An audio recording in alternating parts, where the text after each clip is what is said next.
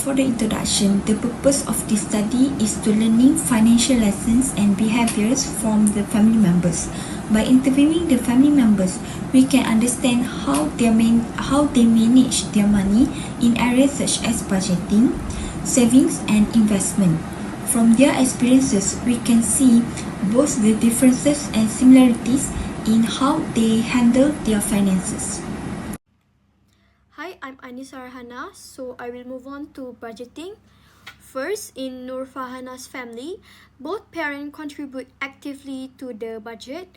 The father earns RM6,000, allocating part to the car installments, house expenses, and children's allowance. The mother earns RM12,000 ringgit and supports with house loan payments and personal commitments. Together, they share utilities and groceries equally, showing teamwork in their financial planning. Next, in Farah Adiba's family, budgeting follows a structured method. The father applies the 70-20-10 rule, focusing 70% on needs, 20% on wants, and 10% on savings, while the mother prefers a cash-only approach to avoid debt.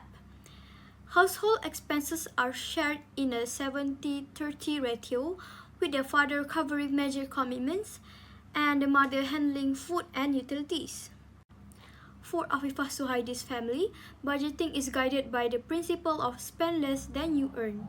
Her mother earns RM4,500 ringgit, paying for home loans, children allowance, and savings. Her sister, who earns RM3,500 ringgit, follows the 50-30-20 rule and share expenses with her husband through a fair split. This reflects responsible and collaborative planning. Moving on, in my family, Anis Rehana's family, my mother earns RM70,000 ringgit monthly and covers almost all household expenses, including RM5,000 ringgit for living costs and another RM5,000 for allowance. She focuses on necessary spending and prioritizes savings. Meanwhile, my sister earns RM5,600 ringgit but tends to spend more on lifestyle and travel.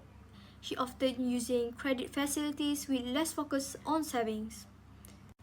And finally, in Nurul Alia's family, her father, a school teacher earning RM2,500 ringgit, budgets carefully with loan repayment, household needs, and children allowance while still managing to save RM300 to 400 monthly. Her sister, also a teacher earning RM2,000, share household expenses with her father and prioritize savings and avoiding unnecessary spending. So from these examples, we can see that each family has different approaches. Some are structured using rules like 70-20-10 or 50-30-20, while others rely on discipline, teamwork, and prioritizing only what is necessary. But in all cases, budgeting decisions play a central role in balancing income, expenses, and savings for financial stability. So that will be all from me for budgeting. Hi, so now I will share a brief overview of different saving habits and strategies between a family context. So firstly, both parents emphasize disciplined saving as a foundation of financial security. The father has 30,000 and the mother has 18,000 in tabung haji, serving for haji, emergencies, and long-term reserve. They also use rental income as extra savings, never spending it on daily expenses. The father includes insurance to protect assets, showing a forward-thinking approach to risk management. So secondly, we can see that the saving styles are varied. One parent uses insurance-linked savings, while the other prefer cash and gold. Thirdly, Puan Zuraidah and Puan Adila have saved 80,000 and 15,000 respectively, and diversifying savings and considering insurance essential. Moving on to the Anis family, Puan Norazia invests in properties but spends her rental income and relies on medical insurance, while Ainul Mardia struggles with saving due to spending habits. The fifth one is Muhammad Ashraf and Nurul Akila have moderate savings, diversified, and value insurance.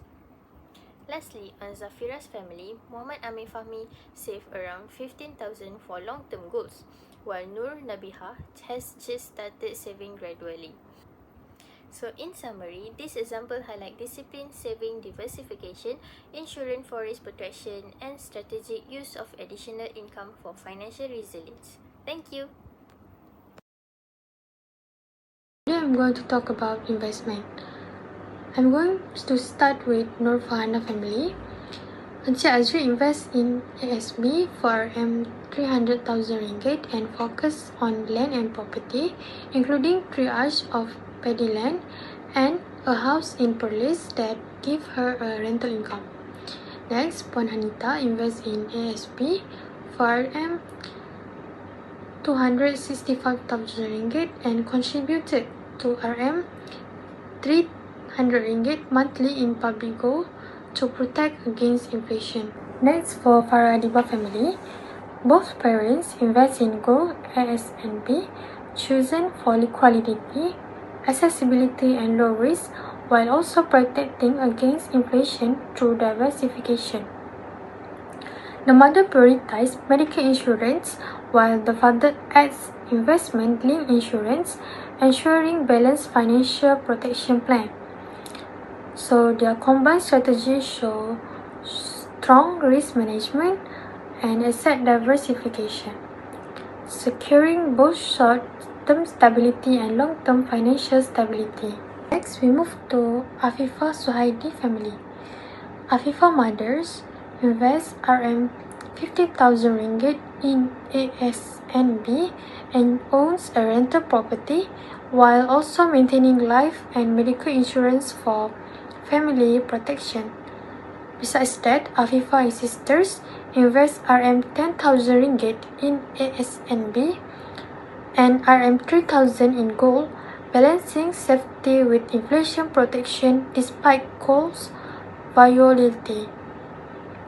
The family placed high priority on insurance, with Adila holding medical and term life policies to ensure financial protections against rising healthcare and emergencies. Next, we move to Anis Raihana families. So, Puan Norazia, which is Anis Raihana mothers, own 2 houses, 3 apartments, and 2 small plots of land. She prefers property as it is long-term, immovable investment that prevents impulsive spending and builds stable wealth. For insurance, she maintains medical coverage only, which she considers essential.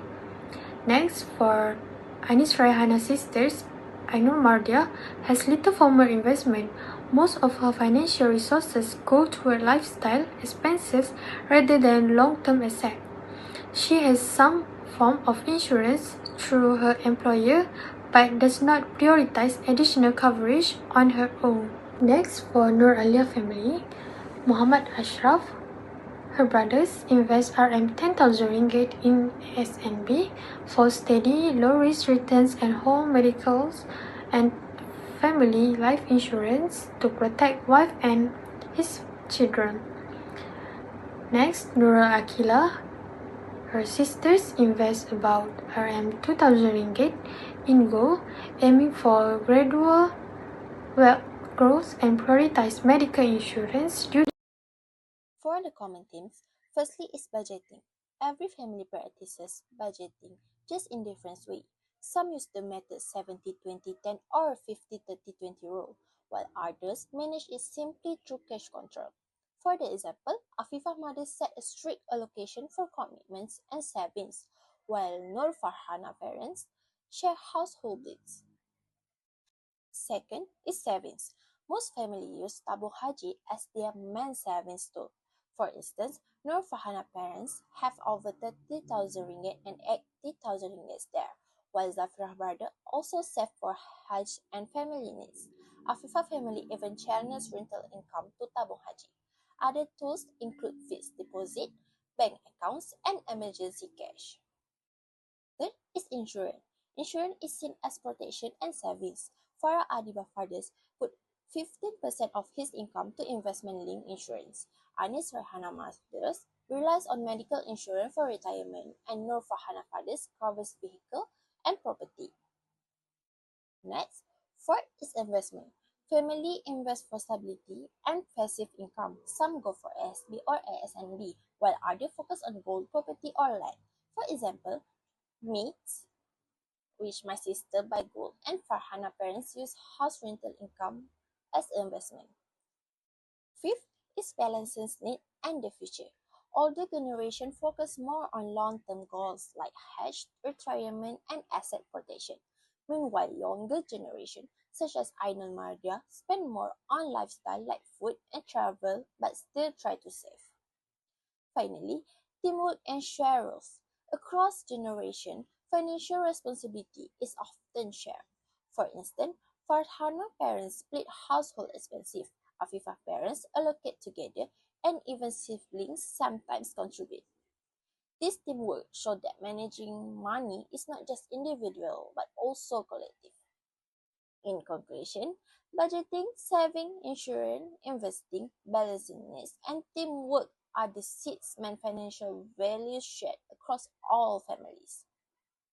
Hi and Assalamualaikum. My name is Farah Adiba. So I'm going to continue on lesson learned. So from all the families, we learned that financial stability does not depend only on income, but more on discipline and planning. So families who budget carefully and save consistently are able to secure both their present and future needs. We also learned that savings and insurance are very important. So savings in Tabung Haji, ASB and fixed deposit give security, while insurance protects against unexpected problems. Another lesson is the importance of diversification. So family invest not only in savings account but also in property, land and gold to reduce risk and build long-term wealth. So finally we saw that there are needs to be a balance between current lifestyle and future preparation. Some families focus more on long-term savings while others spend more on present comfort. The key is to find the right balance for financial independence. So in conclusion, the biggest lesson is that financial independence comes from budgeting, saving, diversifying and protecting ourselves with insurance. Okay, now I want to talk about future improvement. Firstly, be more disciplined with savings and avoid unnecessary spending. What means by that is everyone should try to save a fixed amount of money every month and reduce spending on things that are not really needed, such as stop buying clothes regularly and spending so much money on food. This will make their money grow faster. Secondly, increase emergency funds to prepare for unexpected situation. Unexpected incident always happen anytime. Thus, families should save more money in emergency funds so they are ready if something happens, like job loss, illness, or urgent repairs. Next one is review insurance coverage regularly for better protection.